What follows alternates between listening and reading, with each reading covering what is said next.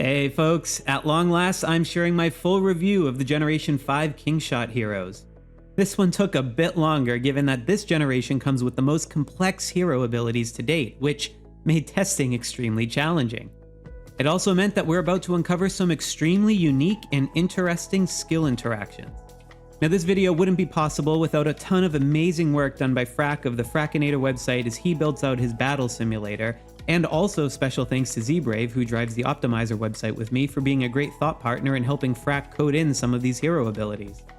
And as always, we'll be checking out the stats overall first, move into a detailed review of each hero ability, then discuss the overall investment cases for the generation. Let's dive in.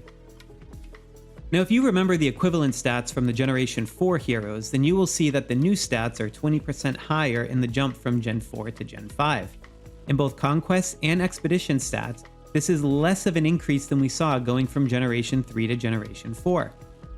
On the Conquest side, it's not so big a difference since the jump from Generation 3 to 4 was only a 23% increase.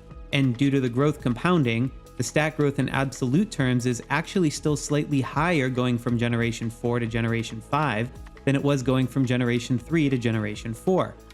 However, on the Expedition side, the difference was a bit more severe. In Generation 3 to Generation 4, we saw an almost 28% increase in Expedition stats, whereas from Gen 4 to Gen 5, it's only a 20% increase. And not only was the jump lower in relative terms, but it was also lower in absolute terms. So a 5-star hero base attack and defense stats from Generation 3 to Generation 4 increased by 80 total, while the same jump from Generation 4 to Generation 5 only yielded a 74% total stat increase. And the same thing is true for health and lethality when you're looking at the widget stats for a max Gen 3 widget hero to Gen 4 to Gen 5.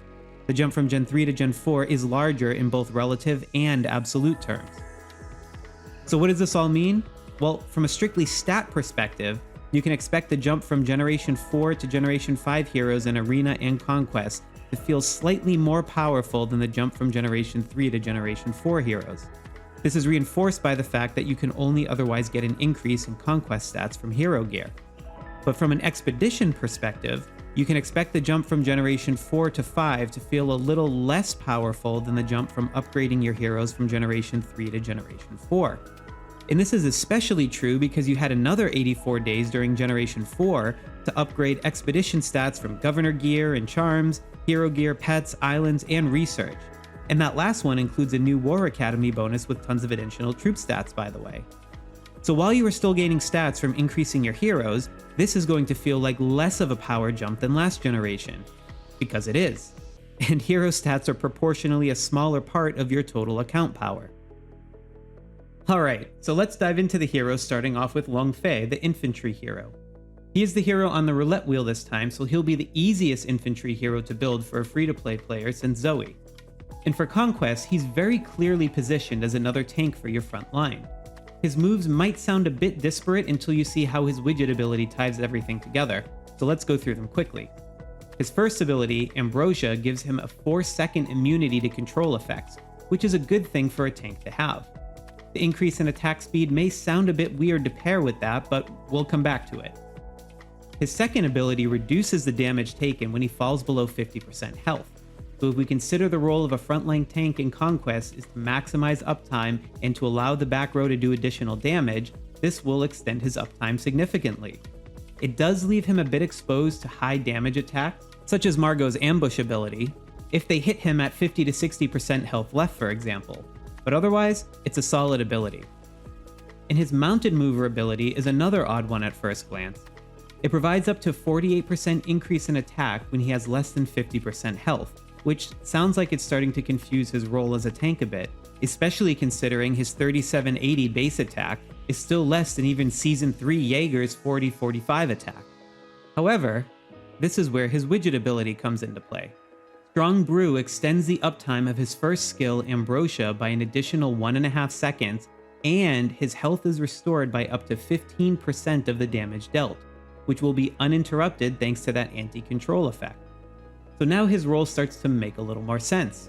He's still meant to be a tank hero, but now his attack speed bonus on his main skill becomes a 20% increase in self-healing during that period. And this also means that as his health gets into the red zone, he becomes harder to defeat as he heals himself even more effectively. Now, how effective is this approach? It's hard to measure exactly since Conquest damage numbers are never shown in-game, nor is the formula known. Be that as it may, I tend to think of him as a win more hero. That is, if you're already coming with a stat advantage over your opponent and already winning, then he'll be especially challenging to put down.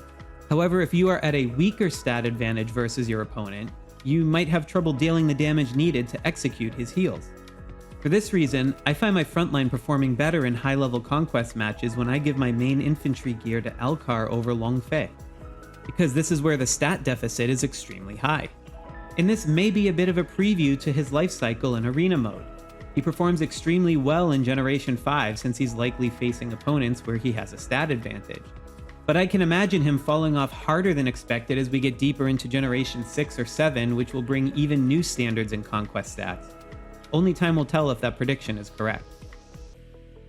On the Expedition side, I'll start with his widget ability since that's the main headline.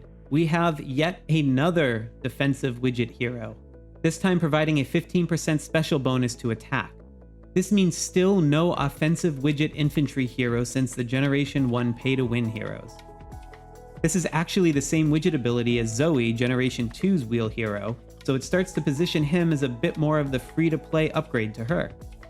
However, whereas Zoe has 2 offensive and 1 defensive ability, Long Fei has 2 defensive and 1 offensive, and his first skill is a 40% chance skill of reducing damage taken by 50%. We've seen this one before on older heroes, like Hilda and even Jabel, and from our testing thus far, we believe it works identically. However, with what we as a community have learned about hero skills over the past months, we can now say that reducing damage taken by 50% is no better or worse in the damage formula than increasing health or defense by 50%. It's just a different skill code. And if you aren't sure what I'm talking about there, check out my Combat Myths video linked below in the description. And also, this is not a joiner skill you want to bring to bear rallies, so don't put Long Fei in the first position when you join. His second ability is a 25% increase in defense. This one is again a pretty straightforward hero ability that we have seen multiple times in the past, so there's really no need to explain further. But his last ability is a big one. It's a low probability chance to do a massive 200% damage, and this is coded as a damage up skill code in your damage calculation. The interesting thing about this ability is that the way it is coded, it rolls the dice separately for each infantry, cavalry, and archer attack in the same turn. I actually think this is a benefit given the role of Long Fei as a defensive widget hero. This means he is designed to be used to defend garrisons, and since this low probability skill gets more rolls, it actually narrows the distribution curve of outcomes. In other words, it means he's less likely to suffer a catastrophic downside scenario in which the skill never triggers because you get a bunch of bad rolls. And yes, it also reduces the upside potential, but if you're defending a garrison, you don't care as much about how much you win by since you can try and reinforce between the battles. You instead prefer more certainty and consistency in being able to hold your position from opponents. Now we'll circle back about what this all means when we talk about investment cases later in the video, but for now, let's jump to the cavalry hero Thrud. Thrud would be a great addition to any arena team by virtue of her multiple area effect attacks and potential to stun enemies. We start off with her signature move, Axe Flurry, which deals up to 84% area of effect damage, but it includes 5 attacks. It targets heroes at random, which means it will likely include back row heroes in the match before the enemy frontline falls. This targeting of the back row in Conquest combat, particularly being able to deal splash damage to the escort troops around each of the back row heroes, is a new tactic. And if we quickly jump ahead to the exclusive gear ability Berserker's Edge, it serves to upgrade this ability even further by introducing a 35% chance to stun targets for 1 second. This might not sound like much, but remember, a 1 second stun at the ideal timing could be enough to disrupt an enemy's ultimate ability. This will be a bit less likely since it takes 7 seconds for her ultimate ability to trigger, meaning by the time the axe completes its travel time, most enemies will have already released their first ultimate ability. But on the second wave of ultimates, it could play a role. And either way, it still breaks up the incoming damage of potential backline heroes and their escort troops. And now we look at Thrud's Brutal Throw ability. This is another area of effect attack damage plus stun ability. This time it's just a single attack, which can only do up to 70% attack damage. However, remember that she's just barely edged out by Generation 4 archer hero Rosa for the second highest attack in the game when she's released. So even 70% is a lot of damage. Additionally, it's a guaranteed stun, and the stun lasts for 1.5 seconds. It also seems like it has a large range around its target. The only downside is this ability first gets used after her ultimate ability, roughly 9 or 10 seconds into the match. But that's probably a fair decision for balance purposes. And lastly, we have Feast of the Pack. This is a bonus to the attack value of all units on your side of the battle, including all the little escort troops. So remember that these small numbers in the ability description could be applied onto more than up to 50 characters. Now this is not a passive skill, but rather an active ability that she has to cast in the match. And you can see the animation happen at roughly the 6-second mark in battle, immediately before she uses her own ultimate ability. The only downside is that heroes with even a 6-second cast delay for their ultimate, which is already on the slightly longer side, will trigger their ultimate ability before receiving the impact of this bonus. Either way, it's so far-reaching in scope that it's still an overall helpful part of her kit. So expect Thrud to have a significant impact on your Conquest and Arena team if you build her. On the Expedition side, however, it's a little bit less clear-cut. Thrud has a bit of a confusing skill kit, so we'll start off with the simplest part of it first. Her widget ability, Wolf Kiss, is a 15% lethality bonus on offensive rallies. She's only the second cavalry hero in the game to have an offensive widget skill, with the other being Generation 3's Petra, who comes with a 15% bonus to attack. Now, given what we now know about the damage formula, these are roughly equal in terms of effectiveness. Even if you are further behind on lethality than attack, since the widget is multiplicative to both when calculating damage, it has the same effect assuming no stacking effect of widgets from other heroes. In any case, now we can think of the rest of Thrud's skill kit in terms of her role as an offensive cavalry hero. Battle Hunger is an interesting priority expedition skill in that it buffs all non-cavalry troops. It improves damage dealt as well as reduced damage taken for infantry and archers, both up by 15%. This uses the damage up skill code, so it will work multiplicatively with attack and lethality up hero skills from other heroes. However, it only improves your offensive stat by 15%.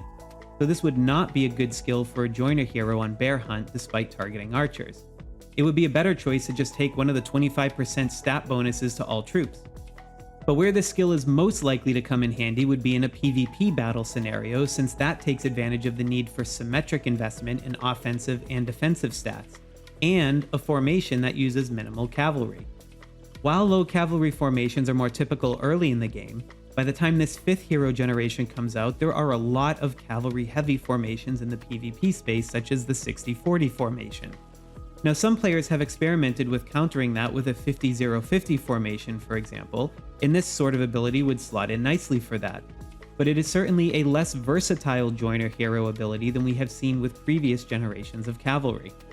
However, even with some share of cavalry in the formation, this still indirectly helps cavalry. Since cavalry are always the last to take damage in battle due to combat mechanic fundamentals, having a better uptime for your infantry, who can put the damage reduction bonus to better use than cavalry, will mean it takes longer for your cavalry to receive attacks. Thus, even your cavalry can deal slightly more damage because they have a longer uptime. But the effectiveness of this is decreased with the higher share of cavalry you have in your formation. And the next skill she has is Reckless Charge, which gives cavalry a 20% chance of dealing an extra 100% damage. Now on the surface, it reads like a watered-down version of Hilda's Elixir of Strength ability, which is a 25% chance of dealing 200% damage. And 200% total is exactly the same as an extra 100%, but this activates 25% of the time instead of 20% and applies to all troops, not just cavalry. However, the English translation of the skill description is actually a bit ambiguous. You can either interpret it as meaning the damage increase applies to all enemies that the cavalry attack, or you can interpret it meaning that the cavalry deal damage to all 3 opposing troop types with the same attack. And in fact, our testing has actually shown it's the latter. For example, check out this battle report of my attack against the Gilded Baron with only Thrud and cavalry. Now, even though I sent a force that was too weak to wipe out the enemy's infantry, I was still able to defeat some of the enemy cavalry earlier.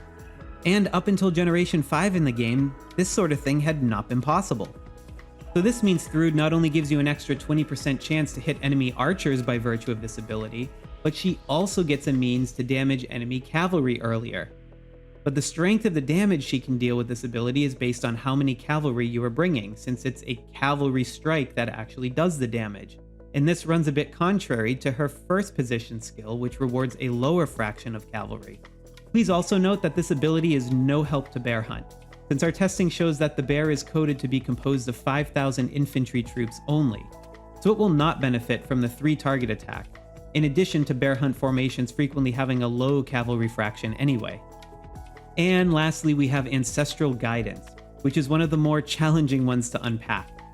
For every 4 attacks made by cavalry, a bonus is applied to all troop types that increases damage dealt by 25% and decreases damage taken by 25%, which lasts for 2 turns. So first, our testing shows that this skill requires cavalry to be present for it to trigger, otherwise no cavalry attack occurs to advance the counter. So funnily enough, this means that skill would be ineffective if you sent a pure 50-0-50 formation to take advantage of the first skill fully. You're going to need at least some small fraction of cavalry in there for it to trigger. And even 1 cavalry troop would be fine, because if you're at the point where your cavalry are getting attacked, you've basically lost the battle anyway. Unless of course you're facing an enemy Thrud who can hit them before they've gone through your infantry. Now, if we think about this skill in a vacuum with our understanding of the combat formula, a 25% bonus to an offensive and defensive skill for 2 out of 4 turns is about the same impact as a single 25% bonus to all troop stats of a given type, except that it is just a more convoluted way to get there and isn't active for the first 2 turns of battle when it would have the biggest impact. The only way this would be better is if you could somehow time other bonuses with this skill. Now, when you get to Vivian in a moment, you'll see that she has some skills which do exactly this, providing a boost to damage dealt and enemy damage taken every 4 attacks. However, the problem with Vivian is that she is a defensive widget hero, which means you will be less likely to use her in a formation with Thrud at the top end of the game, since you could never get both of their multiplicative widget bonuses activated at the same time. You may still want to put them together in the same formation for a garrison, for a reason I'll get into when I talk about the investment case later in the video, but I would actually be more excited to look ahead to the Generation 6 archer Yang.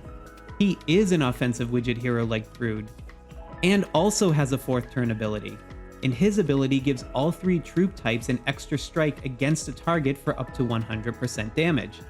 We haven't tested this yet since Generation 6 is still new, and I don't think I can delay this video any longer without you all starting to revolt, but in theory this could be a very synergistic combination with all units attacking in extra time on the same turn that Ancestral Guidance is active. Therefore, it's possible that Thrud may actually become stronger in Expedition mode when Generation 6 comes out. Either way, her skills are more aligned to PvP engagements.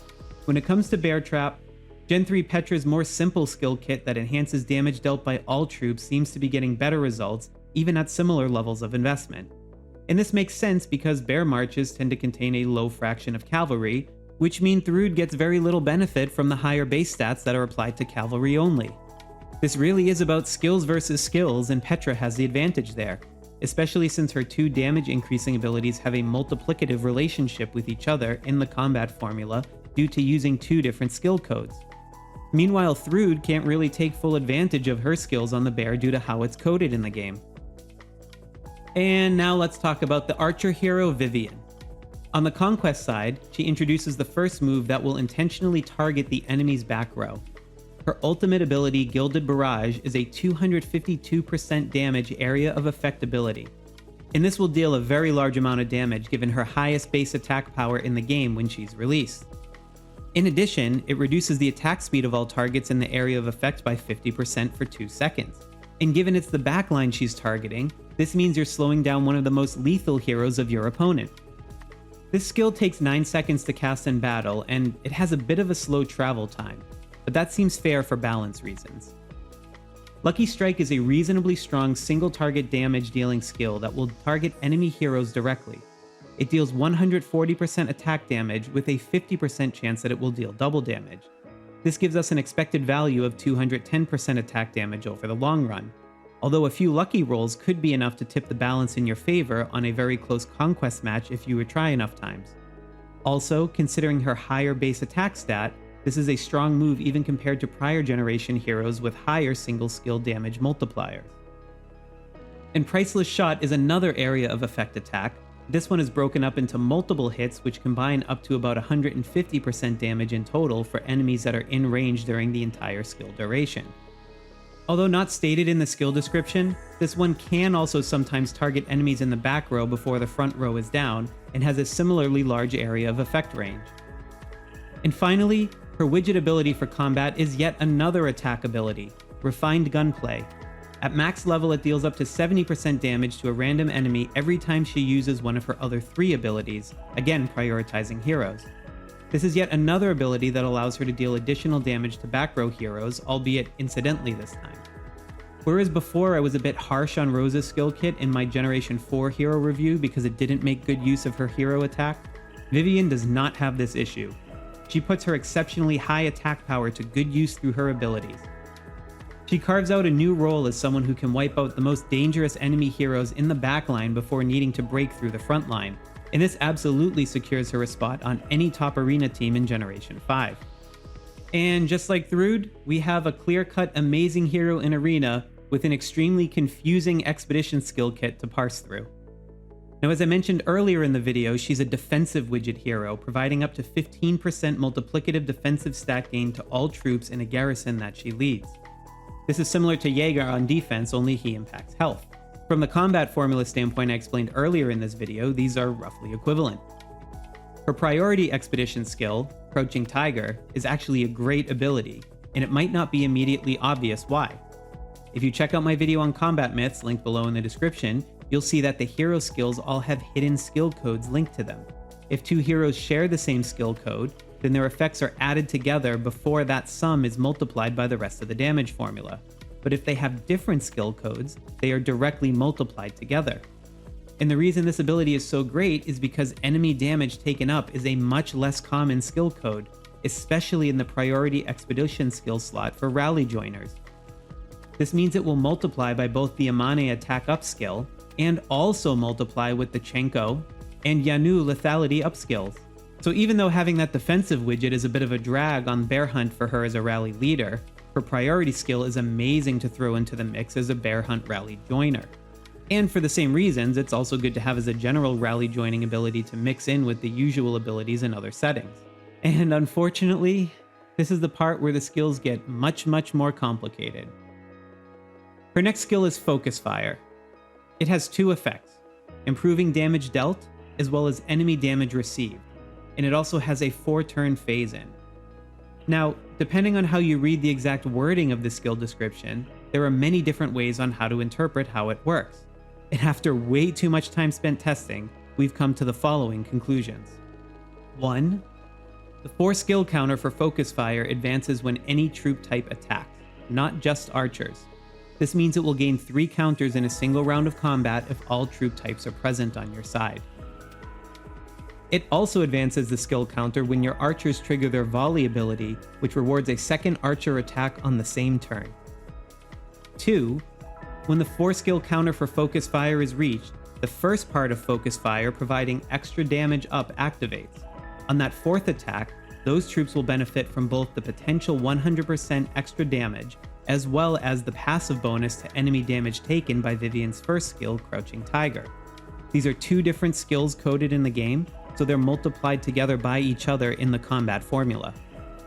And 3, the attack counter will reset and start again on the next turn, which I'll call turn 5 for simplicity. At the same time, the second part of Focus Fire comes into effect, and the enemy receives enemy damage taken up by 15%. Importantly, this skill actually overrides Vivian's passive buff from Crouching Tiger with the same effect for a single attack only. This means it's actually a slight decrease in offensive potential for that one attack, because a max value of 25% gets replaced by a max value of 15%. Okay, I know that's a lot. So what does this all mean for this skill? Well, first, if you're only using 2 troop types in your army, this skill will trigger much less frequently and thus have much less effectiveness. So ideally, you'd want to avoid using Vivian in those sorts of situations.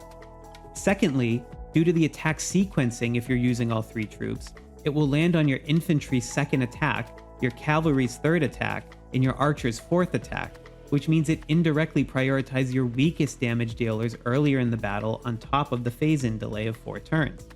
This makes the 100% damage every 4 attacks less effective than just the flat 25% damage bonus to every attack for all troop types. And this, coupled with the minor drawback replacing the Crouching Tiger bonus every 4 attacks starting on attack 5, makes it a more inferior skill. And of course, things stay just as complicated as we get to her 3rd position skill, Trap of Greed, which allows archers to deal up to 60% extra damage to all enemies on the next attack of every 4 attacks. With a similar amount of testing on this ability, we understand it works as follows. First, the skill counter here only advances when archers attack, not all troop types, so this is different than skill 2.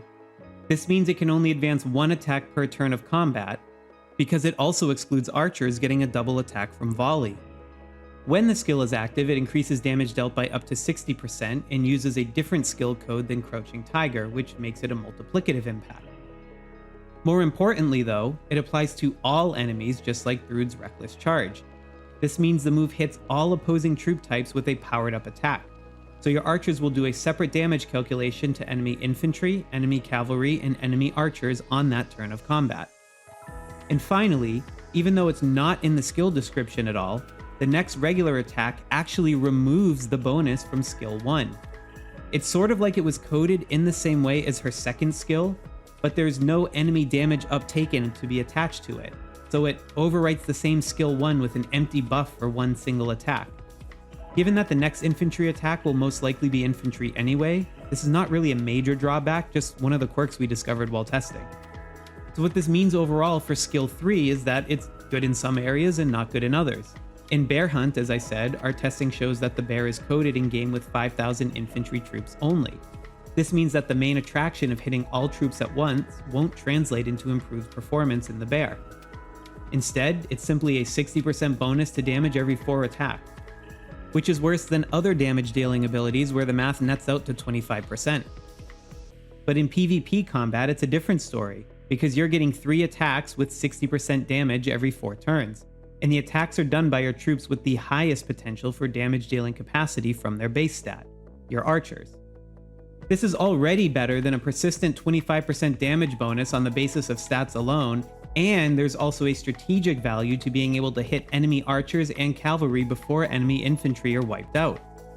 The drawback is that 4-turn phase-in though, but it's still a great ability given PvP combat tends to run many more turns by the time you get to Generation 5. So let's put this all together and talk about the investment case for these 3 heroes as you go into Generation 5. But first, a special thank you to my Sloth Squad channel members whose continued support helps make these guides possible. And also thanks to the Play Smarter community who've made a way for serious spenders to save money on packs and support my channel leveraging your in-game spend when checking out with creator code SLOTH. If you want a trustworthy, concierge-like approach to buying packs at a discount that follows you from game to game and treats you like a VIP, then check out the link below in the description for details. And by this generation, even free-to-play players will have amassed enough orange shards to have possibly built 1 or 2 of the non-wheel heroes, so upgrades might not be as straightforward as in past generation videos. In any case, I recommend building Long Fei as the roulette wheel hero. Yes, he's another infantry hero with a defensive widget, but even if you are a low spender who happened to build Alcar in Generation 4, he'll still help you advance significantly in Mystic Trials, be more effective in Tri-Alliance Clash, and give you a stronger frontline with Alcar in Arena and Conquest. And if you're a spender, especially one strong enough to hold garrisons in Castle Battle, then he will give you a strong defensive kit as well as a new standard in stats for infantry heroes, which is especially important since you will still likely be using a majority of infantry heroes for your defensive formations. But the question in most players' minds is who to use between Alcar and Long Fei if you're fortunate enough to have both fully built. And we haven't completed our battle simulator yet enough to answer this fully, but anecdotally we are seeing somewhat better PvP performance from Long Fei. While you lose out on significant attack from your infantry, which make up a large percentage of your formation, Long Fei's defensive capabilities for your infantry keeps all of your troops alive even longer, allowing them more than enough to make up for it. This is because battles go until one side is defeated instead of a set number of turns. Your exact improvement will vary a bit depending on your exact account investment in each troop type stats, but overall we tend to see Long Fei outperforming. For Thrud, the investment case is a little bit different. There's only one other cavalry hero in the game with an offensive widget, and that's Petra, the Generation 3 wheel hero. If you already built Petra, especially if you're a free-to-play player and you really only care about your cavalry hero for Bear, then it's pretty safe to skip Thrud and just run with Petra. You'll get better results on Bear from Petra anyway due to her skill kit and the relatively low share of cavalry in Bear formations. However, Thrud does provide an opportunity for attack rally leaders to significantly upgrade their damage dealing capability, especially given Thrud's added ability to tear down enemy archers and even enemy cavalry before the enemy infantry has fallen. This could be extremely helpful in a castle battle situation where you're trying to weaken the opposing garrison in advance of another incoming rally. And you also might just get lucky and have that 20% chance skill land on each of the first few turns of battle and cripple an enemy you otherwise wouldn't have been able to beat. I suspect this is the role the developers had in mind for Thrud given her attack widget, despite a mix of abilities that prefer both a high and a low share of cavalry in your formation. Now if you build Thrud fully and also run a 60-40 garrison, you may want to experiment with her on defending your team over Margot. I know this sounds a bit radical given that Margot has a defensive widget ability that Thrud does not have, but there are other offsetting factors. While you lose that 15% multiplicative lethality bonus, Thrud does come with about 74% higher base stats for cavalry attack and defense, and about 19% more cavalry health and lethality widget stat. So depending on your account investments and the formation that you're running, this may make up for the widget ability loss. But Thrud's ability to attack both enemy archers and cavalry before enemy infantry are dead might just be the perfect counter to attacking players who have neglected to put stat investments into their own archer health and cavalry health. But honestly, that's what they get for ignoring the advice of our optimizer website and not putting the easy levels into archer and cavalry defensive gear. And for Vivian, she makes sense to build if you find yourself defending garrisons that are not 60-40 formations. If you put her in a 60-40, her second skill will take longer to charge, and there'll be no archers to even execute skill 3. So if this is you, you can probably save yourself the time and money before you see her significantly underperforming other archer heroes in a 60-40 formation. If you do run other garrison formations in your alliance, then she'll be a good addition to it over Jaeger, the last defensive archer hero, due to her massively larger archer stats, and that amazing ability for your archers to counterattack all 3 troop types at once. Just make sure you have all 3 troop types present or her skills will not trigger as quickly as they should, and her performance will slip. Vivian's abilities and widgets aren't all that appropriate for Bear Hunt. The bar is quite high to build her, given that Rosa is the Gen 4 wheel hero and she comes with an offensive lethality widget.